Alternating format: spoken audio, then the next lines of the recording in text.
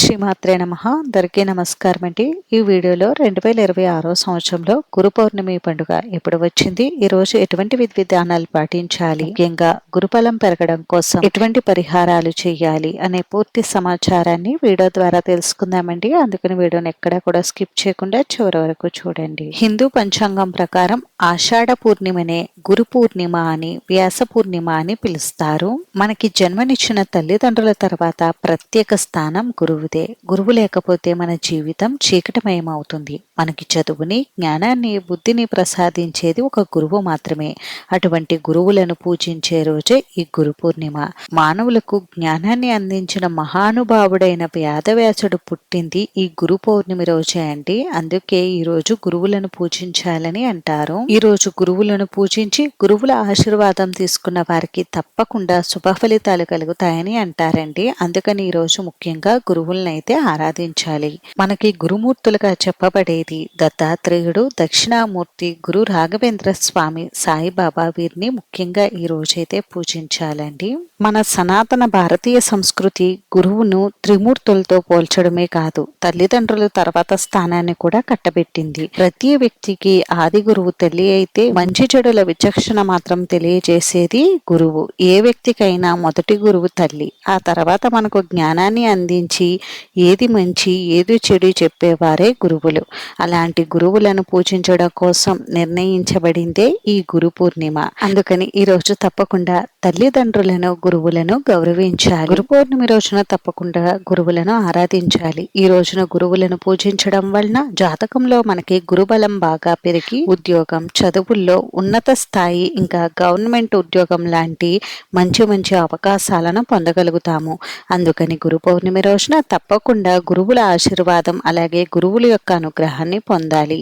ఇంతటి విశేషాలతో కూడుకున్నటువంటి మరి ఈ గురు పౌర్ణమి పండుగ ఈ 2026 సంవత్సరంలో ఎప్పుడు వచ్చింది అని అంటే, స్వస్తి శ్రీ చాంద్రమాన శ్రీ విశ్వావసు నామ సంవత్సరం ఉత్తరాయణం ఆషాఢ మాసం శుక్లపక్షం పౌర్ణమి తేదీ ప్రారంభం 2026 జూలై 28 మంగళవారం సాయంత్రం 5:46 ప్రారంభమయ్యి 2026 జూలై 29 బుధవారం రాత్రి 7:20 వరకు పౌర్ణమి తిథి ఉంటుందండి.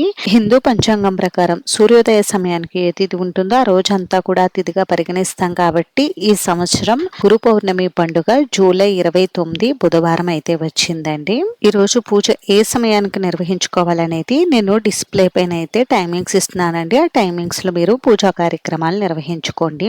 ఈ రోజు ఇంట్లో పూజను పెద్దవాళ్ళు మాత్రమే కాకుండా చదువుకునే పిల్లల చేత గురు సంబంధితమైనటువంటి దైవాలకు పూజా కార్యక్రమాలు అయితే నిర్వహించండి. ఎందుకంటే వారు కూడా చదువుల్లో ఉన్నత స్థానానికి వెళ్ళాలి కాబట్టి, గురువుల యొక్క అనుగ్రహం వారికి కావాలి కాబట్టి పిల్లల చేత కూడా ఇంట్లో పూజనైతే నిర్వహింపచేయండి. జాతకంలో గురుబలం సరిగ్గా ఉంటే జీవితంలో అన్నీ ఉన్నట్టేనండి. అందుకని ఈ గురు పౌర్ణమి రోజు గురుబలం పెరగడం కోసం ఎటువంటి పరిహారాలు పాటించాలనేది ఇప్పుడు తెలుసుకుందాం. ఈ రోజు ముఖ్యంగా నానబెట్టినటువంటి శనగలను గురువుకి సంబంధించినటువంటి దైవాలకు నైవేద్యంగా సమర్పించాలి. అలాగే నానబెట్టినటువంటి శనగలను మాలగా తయారు చేసి స్వామివారికి సమర్పించవచ్చు. గురువులకు పూజ చేసేటప్పుడు పసుపు రంగు పుష్పాలతో పూజ చేస్తే చాలా మంచిదండి. ఈరోజు దత్తాత్రేయ స్వామి, దక్షిణామూర్తి అష్టోత్తరాలు, శ్లోకాలు చదవడం వల్ల కూడా విశేషమైన ఫలితాలు కలుగుతాయి. ముఖ్యంగా ఈ రోజు గురుపాదుక స్తోత్రాన్ని తప్పనిసరిగా పఠించండి. అలానే ఈ రోజు పూజ చేసేటప్పుడు పూజలో ఆవు నేతితో దీపారాధన చేయండి. అలాగే గుడికి వెళితే పసుపు రంగు వస్త్రాలు ధరించి గుడికి వెళ్ళండి. అలాగే 16 ప్రదక్షిణలు చేయడం కూడా మర్చిపోకండి. గురు పౌర్ణమి రోజు ఈ పరిహారాలు పాటించడం వలన జాతకంలో గురుబలం పెరిగే అవకాశం ఉంటుంది. గురుబలం పెరగడం వలన ఉద్యోగం, చదువుల్లో ఉన్నత స్థాయి, గవర్నమెంట్ ఉద్యోగం, భార్యాభర్తల మధ్య సఖ్యత, వివాహం ఆలస్యం అవుతున్న వారికి తొందరగా వివాహం అనేది అవుతుంది. గురుబలం పెరిగి ఈ అవకాశాలన్నీ కూడా మనకి కలుగుతాయండి. అలాగే పిల్లలు చదువుల్లో చురుగ్గా ఉంటారు, రాణిస్తారు. అందుకని ఈ పరిహారాలు అయితే పాటించండి. అంతేనండి. చూశారు కదా, ఈ వీడియో మీకు నచ్చితే ప్లీజ్ లైక్ చేసి, షేర్ చేసి, సబ్స్క్రైబ్ చేసుకోండి. గురు పౌర్ణమి రోజు పూజ ఏ విధంగా చేసుకోవాలనేది నేను నెక్స్ట్ వీడియోలో అయితే మీకు షేర్ చేస్తాను. అందుకని ఛానల్ని సబ్స్క్రైబ్ చేసుకుని పెట్టుకోండి.